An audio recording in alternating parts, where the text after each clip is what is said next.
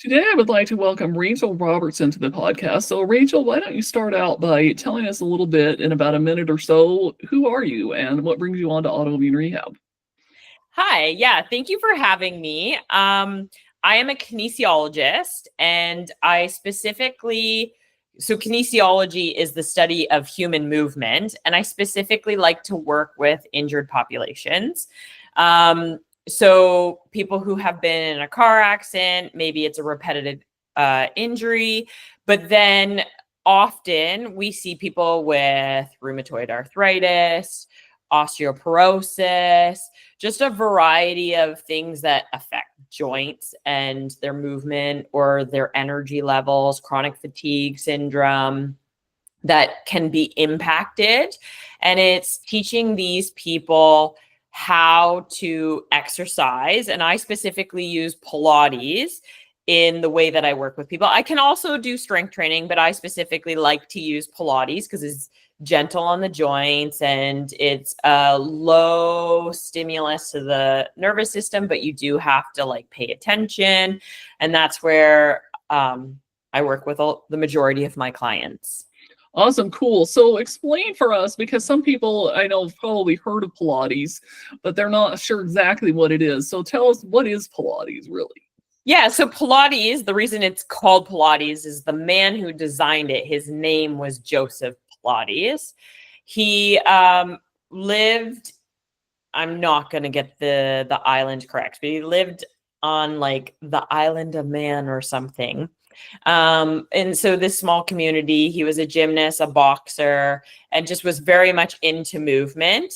At some point, he actually got recruited by the army to help people recover from injury. And so there's all these like old photos of him where he used pulleys and springs to create these systems on the hospital beds to help rehab the patients, which is where some of the Pilates equipment occurs. Then he actually moved to North America. He meets his wife or his girlfriend on the boat, who was Clara, and they moved to New York. And she very much was part of the dance realm. And together he taught his exercise modalities, but she brought in a lot of dancers. So a lot of people associate Pilates with the dance kind of community, but that's part of it, but it wasn't his original training. So he did a lot of boxing, gymnastics, military training, and then kind of incorporated it. And then he trained a variety of people and they have kind of passed on the knowledge. And that is what Pilates is. So Pilates as an exercise is body weight exercises that help you get stronger. They work on flexibility and strength, but then he's created this different variety of equipment. So we've got a reformer, we've got a Cadillac, chairs and barrels.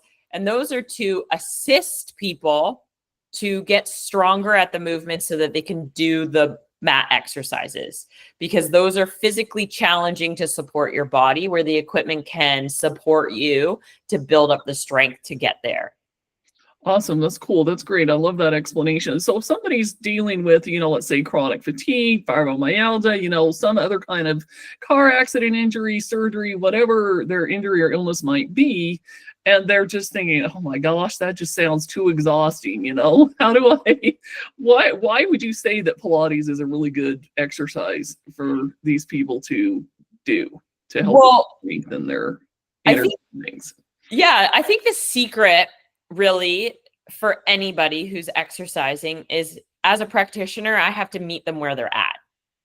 So I think for the individual who they're like, I don't even know where to start, part of it is finding someone that you're compatible with, right? So finding that instructor or trainer who can communicate with you and meet you at where you're at. Because just because someone has that diagnosis doesn't mean they're at the same point. I can't assume that everyone who has fibromyalgia is going to come in at the same state. I have to meet the individual at where they're at. Why I really like Pilates is one, breath. So breath, we do it because it can help the movement. breath has its benefits in the sense of calming the nervous system and helping us connect our mind to our body in the sense of being aware of where it's moving, how it feels, and all of those sensations. So when a client comes in, some of them, they're ready to go and they're willing to try different things. Some people, you have to build trust, and doing things like learning how to breathe or very gentle exercises because they're scared of getting hurt and they don't want to be in more pain than what they are. And I think Pilates has this beautiful build as you go through the repertoire that helps the individual build trust with the person who's giving them the exercises, but with themselves. And they're like, I'm safe. I can do this. Oh, now I can progress the exercise to the next level. That's good. I love that. Yeah, because a lot of people that have autoimmune conditions have that kind of, challenge. And like you said, yeah, not everybody is at the same level. So yeah, that's awesome. So do you currently work like in a gym or do private practice? You do teach online? What do you currently do as far as your Pilates practice goes? Yeah, so I currently have a private practice. People either come in and work in small groups, and then the group is kind of in similar points, or I'll work with people individually, specifically a lot of like car accidents. So they'll come in after their car accident, I'll work with them. But I'm actually in the process of opening up a Pilates studio, which is probably going to open in about the next 2 weeks, so that I can reach more people and make it more affordable, because one-on-one can be challenging financially depending on the situation that the individuals are on. And then I do online sessions with clients, but I also provide education. And the education is to help instructors know how to work with these populations. So other kinesiologists, other massage therapists, just really teaching them that we need to consider empathy and how can they build these exercises or modify these exercises to meet the clients again where they're at, because that's super important.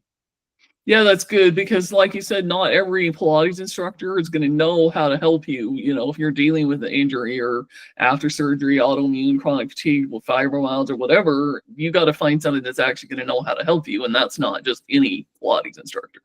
Yes. Yeah.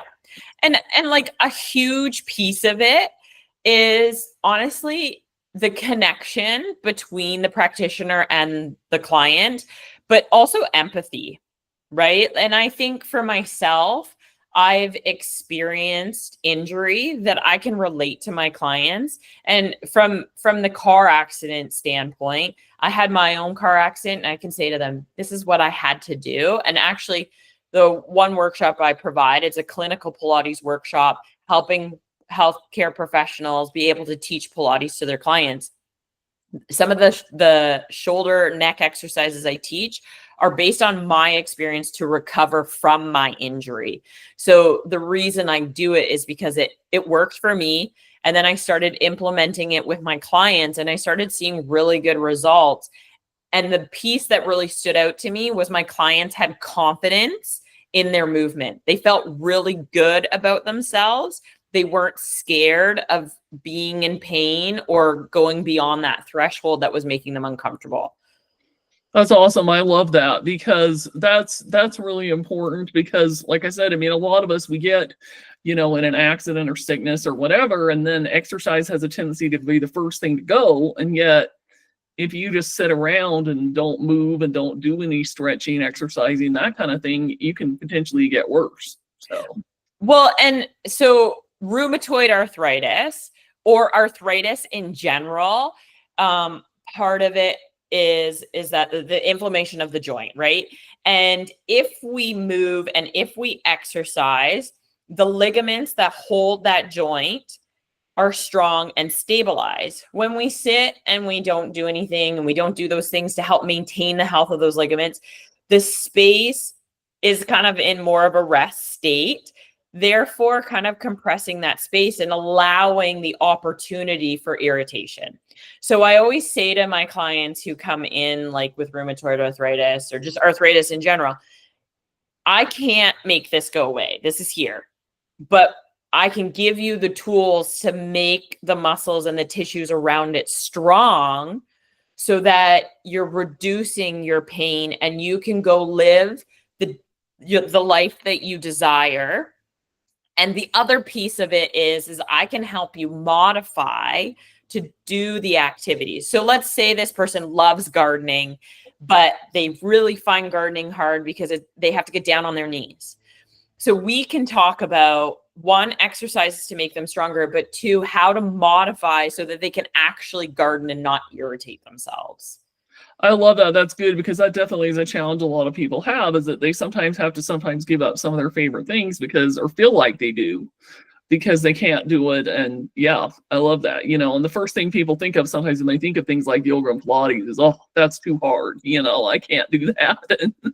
So I love what you're sharing about that. Yeah. Well, and I think, like, how much does that suck if someone comes to you and says, yeah, that's life, suck it up, you're not going to do that anymore, versus someone who's like, I hear you. Okay. So we can't do that right now. Why don't we work on doing these exercises, and then we'll go back and try that and see how that feels. Maybe you just need some rest and recovery. Maybe we need to get you stronger, or let's just try modifying how you're doing it in the first place. Yeah, for sure. Makes total sense. So let's go back a little bit to when you had your accident. Were you already in the field of Pilates when you had your accident, or is that something that you learned later? Yeah. So interestingly enough, I think my accident may have occurred actually the year that I graduated from university. So it wasn't long after.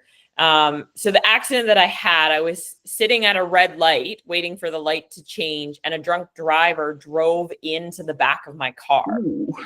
And so we like flung forward, and I ended up actually hitting the car in front of me. And my car, when they measured it, actually moved a whole car length forward. That's how much impact. But I wasn't hit once. I was actually hit several times because the drunk driver continued to try and go forward. So they continued to hit the back of my car. So I was flung around several times. And when I got out, because the drunk driver drove off, and I got out to kind of figure out what to do, and there were other people in my car, I was limping. And now when I reflect on it, I realize I must have been in shock, because people said to me, like, Rachel, are you okay? Like, you're limping. I'm like, yeah, I'm okay. But my brain was just like, what do I need to do in this moment? So I was doing Pilates, but, I very much fell into the boot camp kind of realm. I was in my early 20s. I was more about like trying to maintain weight and just exercise by burning calories. And funny enough, I was working with a physiotherapist to teach me how to work with people who were injured. But I didn't really see myself in that place yet. I was so new in my career. I just literally graduated. But the accident made me realize I actually needed to get stronger, not more flexible, because part of the reason I got so injured, the other people in my car were very strong individuals, and they did not feel the impact like I did, where I was very flexible and I got flung around like Gumby.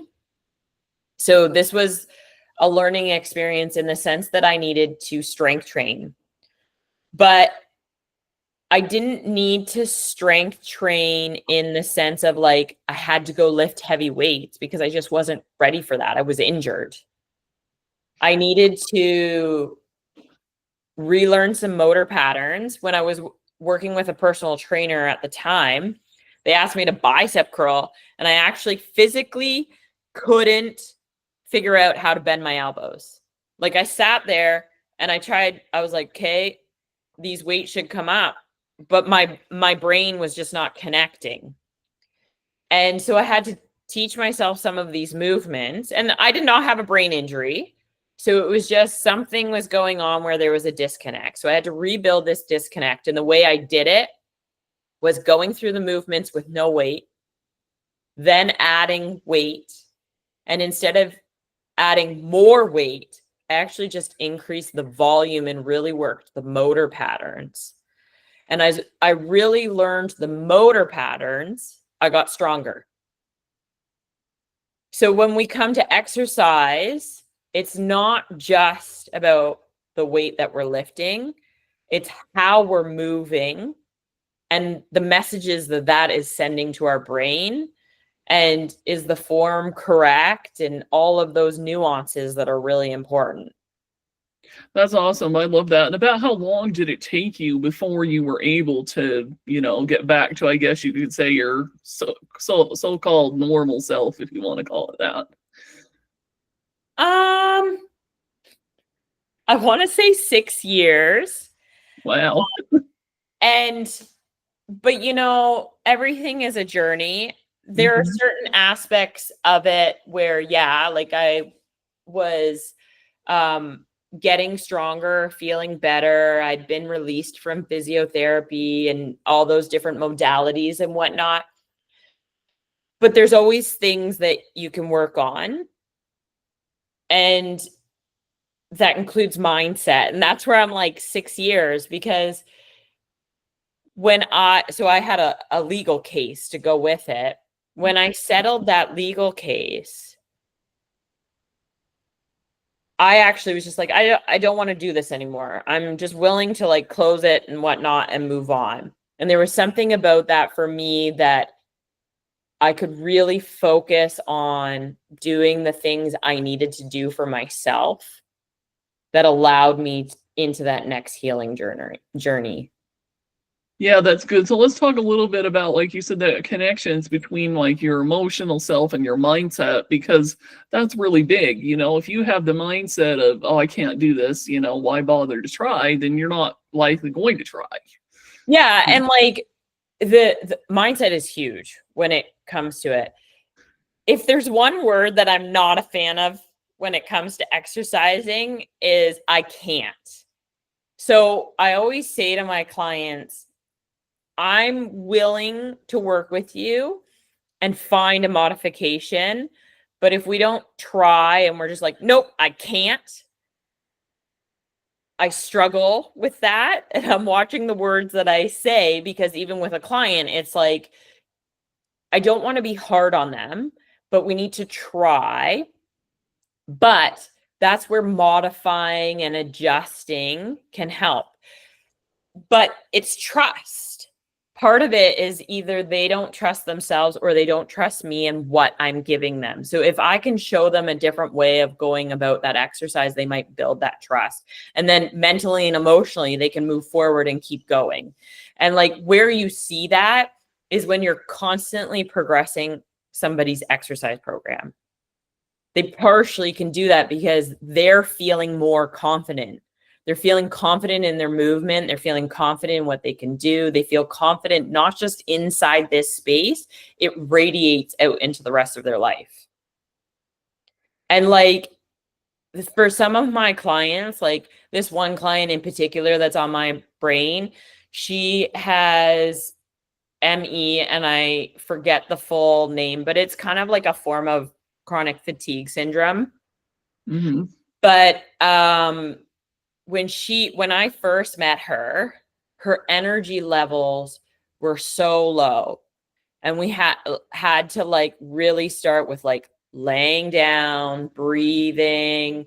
I had to use Pilates equipment to prop her to move because she had a lot of hip pain. And like a year later, she's like, look at me, I can lift my leg with no hip pain and you don't even have to support me. And now, like, I've progressed her program so many times. The hip isn't even an issue. We're moving on to other things.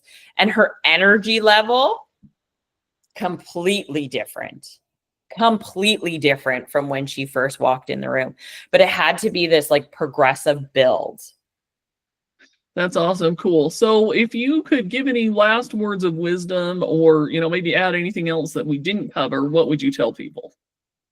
I think my words of wisdom is like, you don't have to do this alone. Like, you can find other healthcare professionals out there that can help you and support you, because we don't know everything. but you also have to find the right one for you. And I am willing to say not every person who comes through these doors is meant to work with me. I just might not be that person, and that's okay. They need to find the person that meshes with them. And that's really important. Connection and trust with the practitioner. That's awesome. That's cool. So I know you have a YouTube playlist that we will link that has some exercises that people can go online and try those out for free and see what kind of benefit they're able to get. And I'm assuming you also have a website as well that people can connect with you on there if they want to talk to you or something like that. Tell us how else people can get in touch with you. Yeah. So on that playlist, there is a low back pain workout. It's a Pilates workout. So it's gentle, literally geared for low back pain, because that's a common thing that people come with. There's also a workout for seniors. Honestly, it's not meant specifically for seniors. It's just, I would say, like a restorative or a gentle Pilates. That's another great workout on there. My website is returntoform.ca. And then people can also connect with me on Instagram, which is Return to Form Kinesiology. Awesome. Cool. Well, we'll have all those links below in the show notes, so you can go there and check them out and take a look and see, how you could benefit from the exercise, and reach out to Rachel if you feel like that's something she can help you with.